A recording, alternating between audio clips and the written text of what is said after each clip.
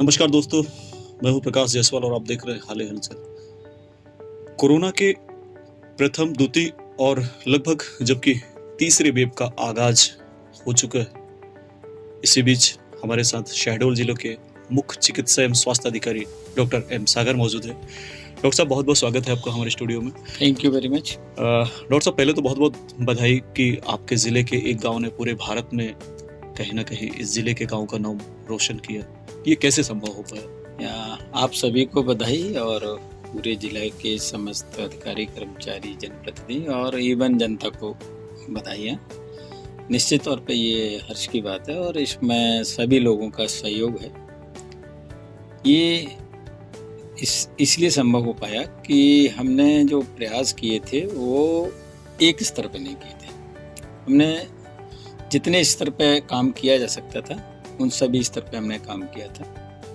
इसमें जिस तरह से माननीय मुख्यमंत्री जी की मंशा थी कि इसको एक जन जागरण बनाया जाए, तो उस जन जागरण बनाने के लिए जो स्थानीय प्रतिनिधि थी, चाहे वो चुने हुए प्रतिनिधि हों और चाहे सामाजिक क्षेत्र से हों, चाहे राजनीतिक क्षेत्र से हों, उन सबका सहयोग लिया। उनको क्राइसिस मैनेजमेंट की बैठक में जिला प्रशासन के माध्यम से ये पहले उनको अवगत कराया गया कि हमारे ज़िले की स्थिति क्या है और अगर हम इसको ठीक से हैंडल नहीं करते तो आने वाले समय में हमारे ज़िले की क्या स्थिति होगी, वो भी हमने उनको अवगत कराया।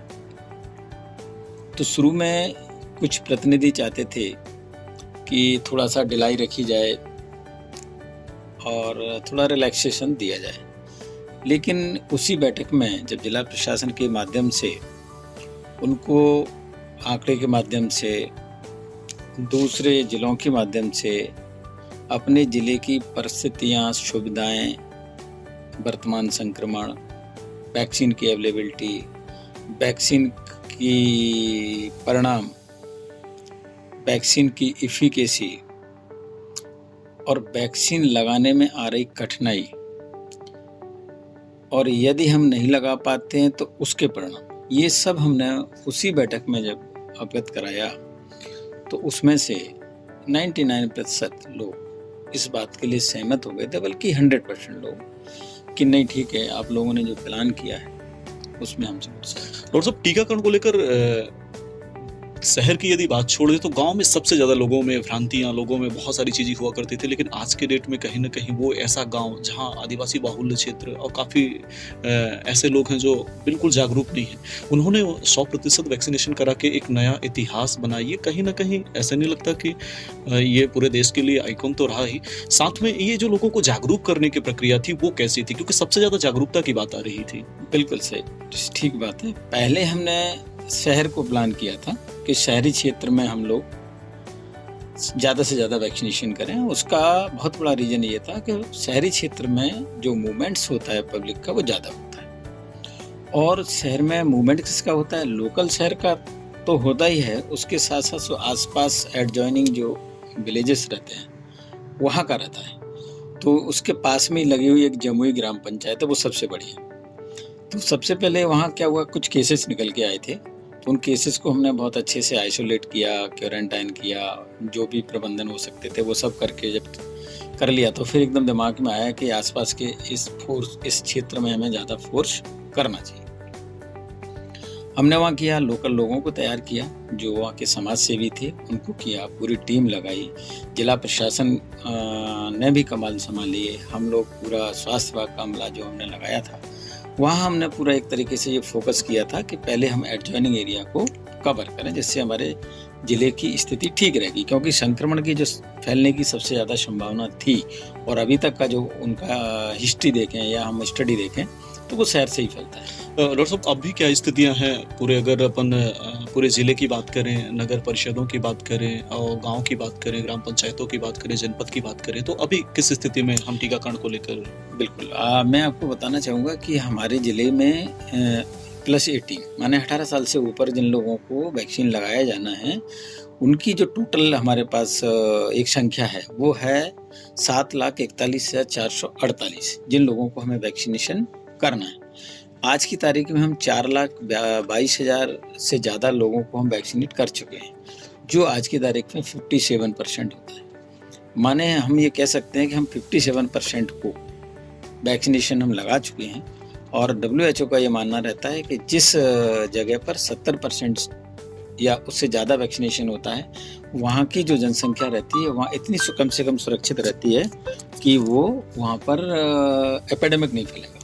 जो एक पैंडेमिक जैसी स्थिति हो जाती है, इन्फेक्शन तो होगा लेकिन ऐसी स्थिति नहीं होगी कि क्राइसिस हो। डॉक्टर साहब, प्रथम डोज तो निश्चित रूप से उत्साह में और जागरूकता और लगातार आप लोगों के प्रयास से लोग लगवा लेते हैं, लेकिन सेकंड डोज के लिए भी क्या लोगों को इस तरीके से जागरूक करना पड़ता है या उन्हें लगवाने के लिए मजबूर होना पड़ता है? बिल्कुल, मैं इससे पहले एक चीज़ आपको बताना चाहूँगा। जमुई ग्राम पंचायत जो हमने सबसे पहले की थी 100% वैक्सीनेशन, उसमें थोड़ी सी हमें परेशानी आई। तो हमने क्या किया, उसमें जिला प्रशासन ने कि जमुई के आसपास शहर में जो भी नाके थे, कई बार कलेक्टर साहब, एसपी साहब स्वयं और मैं खड़े हो जाते थे, एडीएम साहब खड़े हो जाते थे कि जो भी मोटरसाइकिल निकल रहा है, बोले हमने जो वैक्सीनेशन वाला पिंक कार्ड कहाँ है, नहीं है तो बोले आपको नहीं जाने देंगे।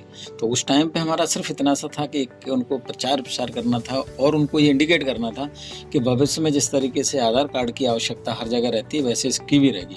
आपको एंट्री नहीं मिलेगी। उनको बताया गया कि आपको दुकानों पर नहीं सामान मिलेगा, आपको PDF नहीं मिलेगा, आगे चल के आपको बस में नहीं बैठने दिया जाएगा, रेल का किराया नहीं मिलने दिया जाएगा, हम नाका लगा कर आपको शहर में नहीं जाने देंगे। आज आप जाइए लेकिन अपना वैक्सीनेशन लगाइए।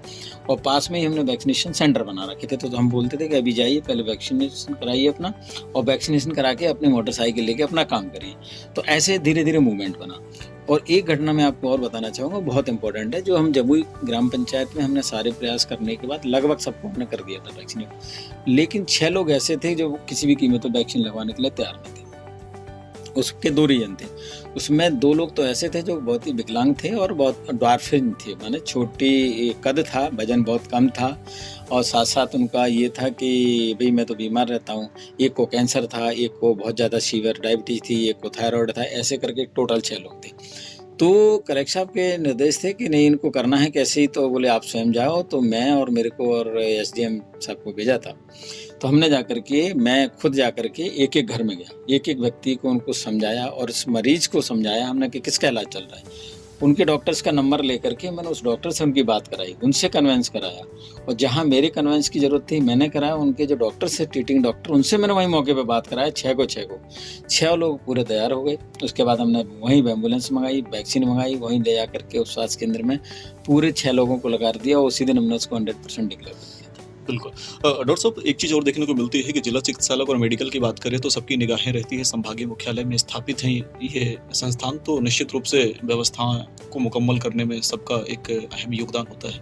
लेकिन अगर हम गांव की बात करें तो जो प्राथमिक स्वास्थ्य केंद्र है, उप स्वास्थ्य केंद्र है, आपके आने के बाद उनमें काफ़ी परिवर्तन हुआ है। अभी किस तरीके से, कैसी तैयारियाँ वहाँ पे? हाँ, निश्चित तौर पे जब मैं जिले में आया था तो मैंने, चूँकि मैं आया ऐसी परिस्थिति में, तो मेरे लिए एक स्पेशल टास्क था बच्चों की डेथ को लेकर के। तो मैंने उसके उस पॉइंट ऑफ व्यू से देखा था किस किस एंगल पे क्यों हो रही है, कहाँ कहाँ क्या हो सकता है।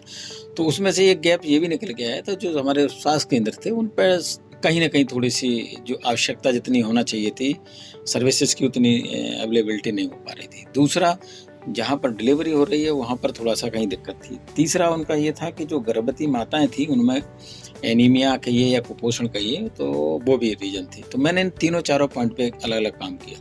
जो हमारा जो एनीमिया का पार्ट था सबसे पहले गर्भवती महिलाओं के लिए, तो मैंने एक ड्राइव चलाया जिसमें आयरन सुक्रोज एक ऐसी बीमारी रहती है जो ब्लड ट्रांसफ्यूजन से पहले दिया जाता है, कि उससे एक ऑप्टिमम और जितना जल्दी हो सकता है उसमें हीमोग्लोबिन बढ़ जाता है। तो मैंने ड्राइव चला करके पूरे ज़िले में बहुत लगभग 3,500 लोगों को आयरन सुक्रोज चढ़ाया था। उससे मेरी 3,500 गर्भवती महिलाएं मरने से बच गई, डिलीवरी होने, प्रीमेच्योर डिलीवरी से बच गई, उनका बच्चा जो बीमारी होने वाला था वो बच गया। तो एक तो मेरे को वो सपोर्ट रहा।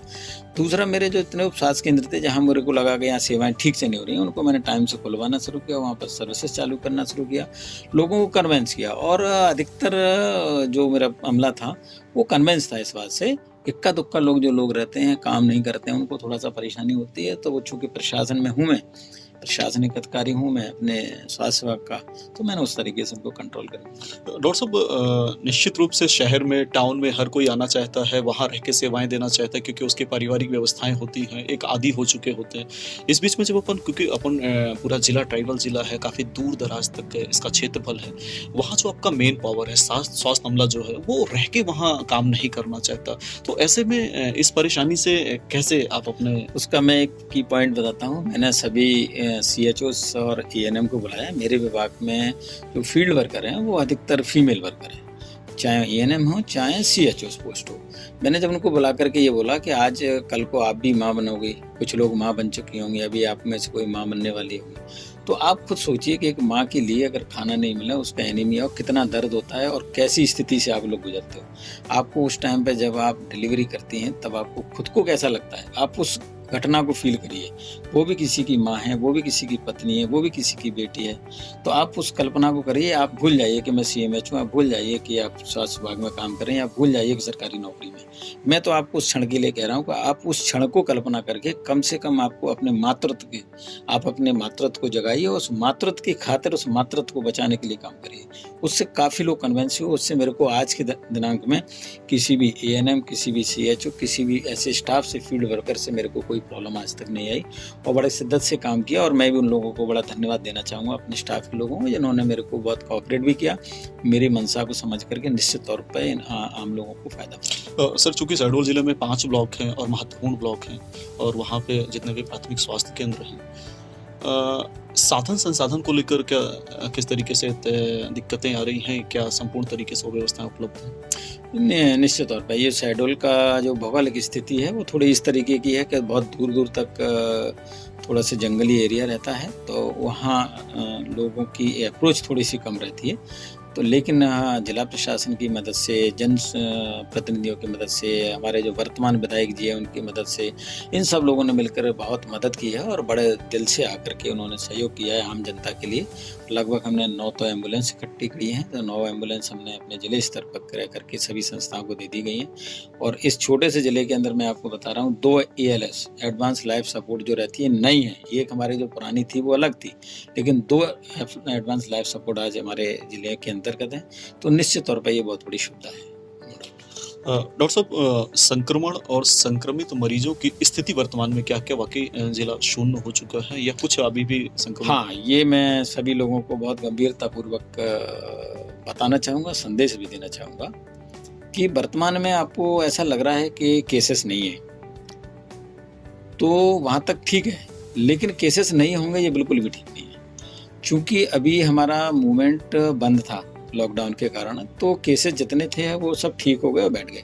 अब हमारा मूवमेंट बढ़ गया है, तो लोग भोपाल भी जा रहे हैं, राजस्थान भी जा रहे हैं, इंदौर भी जा रहे हैं, छत्तीसगढ़ भी जा रहे हैं, नासिक भी जा रहे हैं, हरिद्वार भी जा रहे हैं, उज्जैन कुंभ में भी जा रहे हैं, ये सब जगह जा रहे हैं। तो जहाँ जो लोग जा रहे हैं वहाँ से संक्रमण फैलने की बहुत संभावना हो गई। मैं आपको बता रहा हूँ, अभी कल की घटना बता रहा हूँ।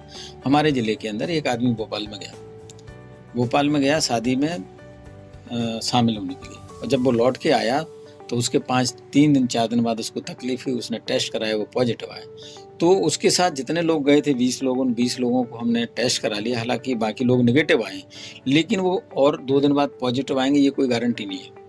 जिन जिन से कांटेक्ट में आए उनके साथ फैलने की संभावना रहेगी। तो हमारा जो अमला है या जो जिला प्रशासन का काम है या स्वास्थ्य विभाग का काम है, हम लोग उसी में शामिल हैं। तो जो भी काम हम लोगों के लेवल का वो तो हम करते हैं, लेकिन पब्लिक के अवेयर के बिना ये संभव नहीं हो पाएगा। तो ये समझें कि आने वाला हमारा जो 1 महीना है ये बहुत हमारे लिए खतरनाक होने वाला है। उसका रीज़न है 100% वैक्सीनेशन अभी हमारे यहाँ कहीं हो नहीं पा रहा है। हमारे खुद के ज़िले में हमारा पूरा प्रयास बहुत अच्छा परफॉर्म करने के बाद 57% केवल लोग वैक्सीनेटेड है। तो बची हुई जो है उनको बहुत चांसेस हैं, और जो वैक्सीन लग गया है उनको भी इन्फेक्शन तो हो सकता है। 20 से 30% लोगों को इन्फेक्शन तो हो सकता है, भले ही वो डेंजरस जोन में नहीं जाए, लेकिन वो दूसरों को तो फैला सकते हैं। तो इसलिए मेरा ज़िले के हर व्यक्ति से बड़ी संजीदगी से ये संदेश है कि जो भी व्यक्ति बाहर जा रहा है, अन्य ज़िले में जा रहा है, उससे कम से कम 14 दिन तक उससे दूरी बना के रखें। अगर आपके अड़ोस में, पड़ोस में रिश्तेदार कोई भी जा रहा है, आपका खास रिश्तेदारी क्यों नहीं जा रहा, इवन आपके घर का परिवार का व्यक्ति क्यों नहीं जा रहा, चाहे भोपाल जाए, चाहे इंदौर जाए या अन्य बड़े शहर में जाए, अन्य स्टेट में जाए, तो उससे 14 दिन तक आप दूरी बना के रखें। अगर अपने को सुरक्षित करना है, अपने बच्चे को सुरक्षित करना है, अपने माँ बाप को। सर, ये तो जनता की जागरूकता की बात हो गई। प्रबंधन के दृष्टिकोण से अगर अपन तीसरे वेव के लेकर अगर तैयारी की बात करें तो किस तरीके से तैयारी अभी चल रही, क्योंकि लगातार कलेक्टर शेड्यूल भी लगातार इस चीज पर अभी ऐसा माना जा रहा है वैज्ञानिक तौर पर कि जो तीसरी लहर आएगी उसमें बच्चों के इन्फेक्टेड होने के ज़्यादा चांसेस हैं। उसका रीजन है कि 18 साल से नीचे लोगों को वैक्सीनेट नहीं किया है हमने, तो उनमें इन्फेक्शन के चांसेस ज़्यादा रहेंगे। दूसरा एक और मेजर मैं फैक्ट बता रहा हूँ आपको कि 14 साल से लेकर के 18 साल के जो बच्चे रहते हैं उनका मूवमेंट बहुत ज़्यादा रहता है। कोई मोटरसाइकिल लेके जा रहा है, कोई घूमने जा रहा है, कोई दोस्तों के साथ घूम रहा है, कोई खेल रहा है, कोई उनका मूवमेंट बहुत ज़्यादा रहता है, उनके संक्रमण की स्पीड बहुत ज़्यादा होगी। जो हमारे आम आदमी रहते हैं, जो एजेड रहते हैं, उससे ज़्यादा स्पीड रहेगी, इसलिए हम ज़्यादा चिंतित हैं। तो उनके फैलने की ज़्यादा, तो उनको परिवार की जिम्मेदारी है, उनको भी थोड़ा सा समझाना होगा, उनको जागरूक करना होगा। हालांकि हमारे लेवल पे आपने पूछा है, तो हमारे लेवल पे हमने 40 वार्ड जो बेड्स हैं वो अलग से बच्चों के लिए जिला चिकित्सालय में तैयार किए हैं। मेडिकल कॉलेज में भी 20 वार्ड अलग से सुरक्षित करके रखे हुए हैं। अभी हमारा ये प्लान चल रहा है कि हम जैसी नगर हमारा एक ऐसा प्लेस है जहाँ से हम जैतपुर, जैतपुर, ब्योहारी, गोपारू और इटसेल्फ जयसिंह नगर, 4 हमारे पॉइंट ऐसे हो सकते हैं जहाँ से हमें वहाँ फीडिंग मिल सकती है और लोगों को हम सुविधा दे सकते हैं। तो अभी हमारा इस तरफ प्रयास है कि हम 10 बेड वहाँ पर भी हम तैयार करके लोगों को उस तरफ उनको फैसिलिटेट कर पाएँ। डॉक्टर साहब, एक अंतिम सवाल, जब बिल्कुल ये सही बात है कि शेड्यूल में बड़ी बड़ी घटनाओं घटी, उसके बाद आपकी पदस्थापना हुई व्यवस्था को मुकम्मल करने के लिए। जब आप यहाँ पे स्थापित हुए, आप यहाँ पे जब ज्वाइन किए, काफ़ी ज़्यादा समस्याएं, आरोप प्रत्यारोप भी आपके ऊपर किसी न किसी कारण लगते रहे, वो उसका रीज़न क्या था? उसका रीज़न ये है, आरोप प्रत्यारोप तो आज भी लगते रहते हैं। उसका रीज़न सबसे बड़ा ये है कि यहाँ जिस तरीके का एक प्रचलन है काम करने का, उसको चेंज नहीं करना चाहते। और यदि आप चेंज नहीं करना चाहते तो परिणाम वैसे ही रहेंगे। यदि आप परिणाम बदलना चाहते हैं तो उसके लिए आपको टेक्निक आपको चेंज करना पड़ेगी, शैली चेंज करना पड़ेगा। जैसे ही शैली चेंज करते हैं तो लोगों को तकलीफ होती है। लोगों को तकलीफ होती है तो कुछ लोग रहते हैं, 5 मुश्किल से 2-4% लोग, उनको बहुत तकलीफ होती है। वो ऐसे लोग रहते हैं कि वो काम भी नहीं करना चाहते हैं, हर जगह शिकायत शिकवा पर रहते हैं, और जाकर के उनको पता है कि हमें यहाँ लेटर देना है या पेपरबाजी करना है। तो मैं उसको बहुत ज़्यादा माइंड नहीं करता हूँ। मेरा उद्देश्य है कि मुझे पब्लिक का काम करना है, शासन का काम करना है, शासन की जो मंशा है उसके अनुरूप मुझे काम करना है। फिलहाल जब आपकी पदस्थापना हुई उसके बाद से अब तक क्या स्थिति है, जो मेन पावर है जो इस तरीके से ऐसे अब सब लोगों को काम करने की एक मैं जहाँ पैटर्न जिस तरीके का चाहता हूँ, अधिकतर लोग काम करने लगे। इक्का दुक्का लोग हैं तो उनको नज़रअंदाज भी किया जाता है, और अगर ज़्यादा स्थिति बनेगी तो फिर उनको हायर लेवल पर लेकर के उनका भी जो एक प्रशासन के इंतजाम रहता है तो वो भी करेंगे। इसमें मुझे खुले में कहने में कोई दिक्कत नहीं है, लेकिन अब लोग काम करने लगे। अच्छा, जिस तरीके से हम चाहते हैं कि पब्लिक के हित में और शासन के मंशानुरूप काम होना चाहिए, काम। जी दोस्तों, तो ये हमारे साथ थे जिले के मुख्य चिकित्सा एवं स्वास्थ्य अधिकारी डॉक्टर एम सागर, और लगातार जिस तरीके से तीसरे वेव की तैयारी चल रही है और कहीं ना कहीं आगाज भी हो चुका है, उस पर डॉक्टर साहब पूरी बात कर रहे थे। लोगों को जागरूक करने का भी लगातार एक मुहिम चल रहा है, पर लोगों को जरूरत है कि पहले और दूसरे की तरह अब इस चीज़ को बहुत सहजता से ना लें, कहीं ना कहीं अपने आप में जागरूक रहें, सुरक्षित रहें। और डॉक्टर साहब ने एक बहुत बड़ी बात कही कि जो लोग भी दूर जाते हैं या आउट ऑफ स्टेट होते हैं, आउट ऑफ कंट्री जाते हैं, वो आने की स्थिति में अपने आप को सेव करें, सुरक्षित करें, ताकि अगर संक्रमण का किसी तरीके से कोई खतरा बनता भी है तो उन्हीं के साथ कहीं ना कहीं वो चीज़ें वहाँ पे अंत हो जाए। बहुत बहुत धन्यवाद डॉक्टर साहब, स्टूडियो में आने के लिए बहुत बहुत धन्यवाद। और निश्चित रूप से तीसरे वेव के लिए आप कमर कस चुके हैं और कहीं ना कहीं हम सबके प्रयास से तीसरा वेव हारे। थैंक यू वेरी मच आपका स्टूडियो में बुलाने के लिए और मेरा संदेश आम जनता तक पहुँचाने के लिए। Thank you.